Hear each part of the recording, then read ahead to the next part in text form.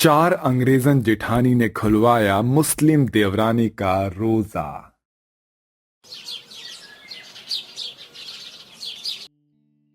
बेटा देख, अगर तूने मेरी नहीं सुनी तो मैं कुछ कर बैठूंगी।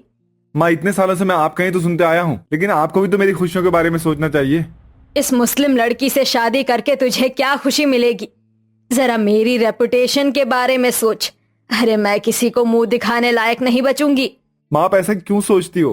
अरे हिंदू मुस्लिम कुछ नहीं होता, ये सिर्फ आपकी सोच है। नहीं बेटा, तू नहीं समझ रहा है।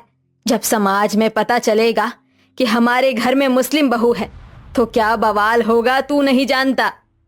माँ, समाज इस घर में राशन भरवाने नहीं आता, हम लोग खुद भरते हैं ना राशन अपने घर में। ये हमारा परिवार है, हमें कैसे चलाना है ये फैसले हमारे हैं।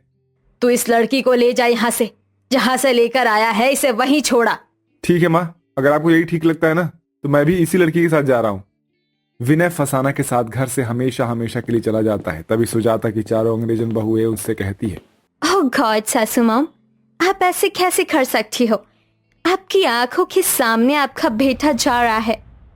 सासू मॉम, विनय को रोक लीजिए, वो बेचारा कहाँ जाएगा? आखिर वो इस घर का छोटा बेटा है। सासू मॉम, आपने जिगर का कलेजा समझकर अपने बेटे को इतना बड़ा किया और आज इसे छोड़ दोगी?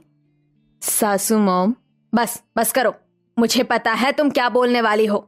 रुको विनय, तुम्हें कहीं जाने की जरूरत नहीं है। मुझे पता है तुम बहुत जिद्दी हो और मेरी एक नहीं मानने वाले। आ जाओ इस घर के अंदर, ये लड़की इस घर में रह सकती है। अब सुजाता की ममता क्या नहीं करती, वो अपने बेटे के आगे झुक जाती है सिर्फ और सिर्फ उसकी खुशी के लिए। लेकिन वो फसाना को अपनी बहू के रूप में कभी स्वीकार नहीं करती। अरे पहले उन चारों अंग्रेजन की कमी थी क्या, जो अब ये एक मुस्लिम बहू ले आया? पहले से ही मेरे घर में चार विदेशी बहुत थी और अब ये, और वो भी मुस्लिम। पता नहीं ऐसी कौन से कर्म की सजा दे रहा है ऊपर वाला मुझे। सुजाता अपनी ही किस्मत को कोस रही होती है। वहीं फसाना की चारों अंग्रेजन जेठानियां उसके कमरे में उसके पास बैठकर उससे बातें कर रही होती हैं। जब हम चारों इस घर के अंदर आए थे तब सासू माम ने हमारे साथ भी ऐसा किया था। उन्हें हम बिल्कुल भी पसंद नहीं थी, लेकिन कुछ ही वक्त में उन्हें हम पसंद आ गए। इसी तरह तुम भी पसंद आ जाओगी। वैसे तुम बहुत प्यारी हो और तुम्हारी आवाज़ भी बहुत प्यारी है। मेरी अम्मी भी यही कहती थी, लेकिन मुझे समझ नहीं आ रहा अंग्रेज़न होकर तुम हिंदी में बातें कैसे कर रही हो जेठानी जी। बिकॉज विनय के चारों भाइयों ने हमें इस घर में आने से पहले ही हिंदी क्लास की ट्रेनिंग दे दी थी, ताकि हम सब सासू माम का दिल जीत सके। और बाकी में हमने उनका दिल जीत लिया। मैं उनका दिल कैसे जीतूंगी, मुझे तो समझ नहीं आ रहा। या अल्लाह, अब तू ही मेरी मदद कर सकता है। अरे क्या पता अल्लाह ने हमें इस घर में तुम्हारी मदद के लिए भेजा हो। अरे ये तो मैंने सोचा ही नहीं था। खैर, ये सारी बातें छोड़ो, ये बताओ तुम क्या खाना पसंद करोगी? क्या लेकर आऊं तुम्हारे लिए? मैं कुछ भी नहीं खा सकती अभी। Why you don't eat? Because today is my रोज़ा। ये रोज़ा क्या होता है? अरे हाँ, तुम तो विदेश से आई हो, तुम्हें यहाँ के बारे में नहीं पता होगा। हम मुस्लिम लोग रमज़ान के दिन रोज़े रखते हैं और अभी रमज़ान के दिन चल रहे हैं। सुबह के 3 बजे सहरी के बाद हम नमाज़ पढ़ते हैं और उसके बाद सारा दिन भूखे रहते हैं। शाम को नमाज के बाद इफ्तारी लेते हैं। इफ्तारी में तरह तरह के पकवान बनाए जाते हैं।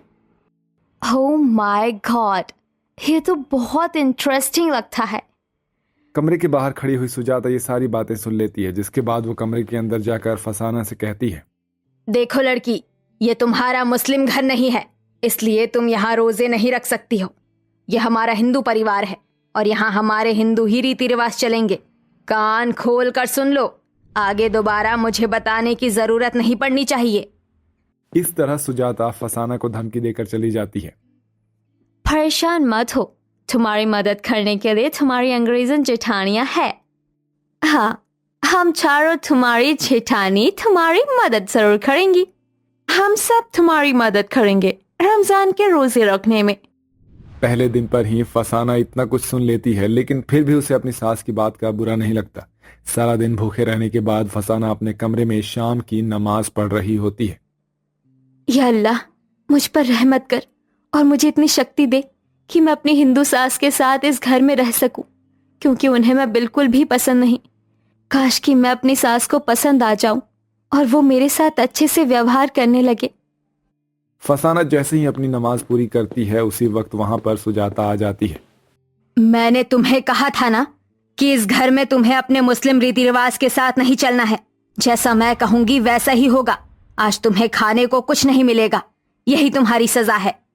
सुजाता गुस्से में ऐसा कहकर अपने कमरे में चली जाती है। उस रात डिनर की टेबल पर पूरा परिवार होता है, केवल फसाना को छोड़कर।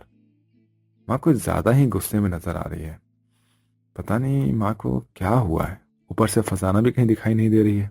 विनय जल्दबाजी में खाना खाता है और अपने कमरे में चला जाता है, जहां उसे फसाना चुपचाप बैठी हुई नजर आती है।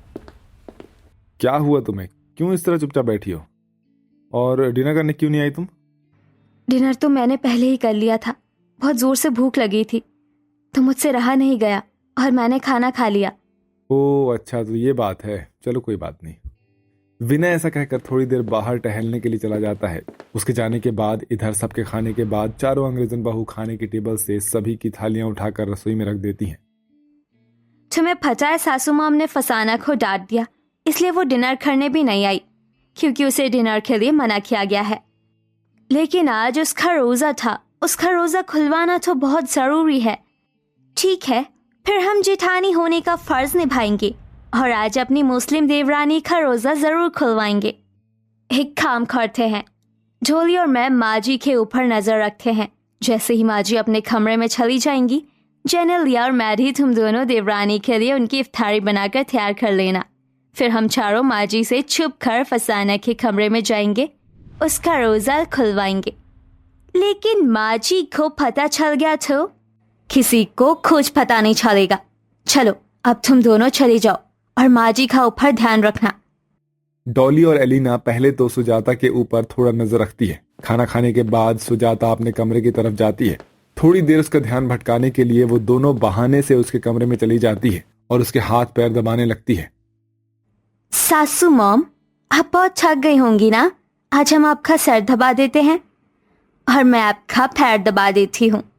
जिंदगी में पहली बार मेरी खिदमत कर रही हो, कुछ चाहिए तो बता दो। नहीं सासू मॉम, हमें कुछ नहीं चाहिए। ऐसा कहकर वो उसके हाथ पैर दबाती रहती हैं। इधर जेनेलिया और मैडी दोनों मिलकर इफ्तारी बना लेती है, जिसके थोड़ी देर बाद ही एलिना और डॉली दोनों रसोई में आ जाती है। चलो अब देवरानी के पास चलते हैं। चारों अंग्रेजन बहू अपनी जेठानी फसाना के पास आती हैं और उसे इफ्तारी देती हैं। चलो अपना रोजा खोल लो। इतने सारे पकवान, ये सब कहाँ से? हमने तुम्हारे लिए बनाए हैं। लेकिन अम्मी जान को पता चला तो वो बहुत गुस्सा होंगी। उन्होंने मुझे खाना खाने के लिए मना किया था। रहने दो, मैं नहीं खाती हूँ। अरे माँ जी के कहने को छोड़ो, तुम अपना रोजा खोलो। रुको, मैं अपने हाथों से खिलाती हूँ तुम्हें। डॉली अपने हाथों से फसाना को खिलाती है। ये देखकर फसाना की आंखों में से आंसू आ जाते हैं और उसे बहुत खुशी होती है। जिंदगी में कभी नहीं सोचा था कि मेरी जेठानी इतनी अच्छी होंगी। आप चारों बहुत अच्छी हो। आज आपने मेरा पहला रोजा खुलवाया है। फसाना की बात सुनकर अंग्रेजन जेठानियां उसे गले से लगा लेती है, जिसके बाद फसाना इफ्तारी करती है। वहीं कमरे के बाहर से सुजाता ये सब देख लेती है, जिसके चलते उसे ये एहसास होता है कि जाति कोई भी हो, अगर अपनापन हो तो हर कोई एक साथ बहुत खुशी से रह सकता है और रिश्ते अपने आप बन जाते हैं। मेरी बहू अलग धर्म से है, लेकिन इनके अंदर कितना अपनापन है। और मैं बेकार में मुस्लिम जाति को लेकर इतना सोच रही थी।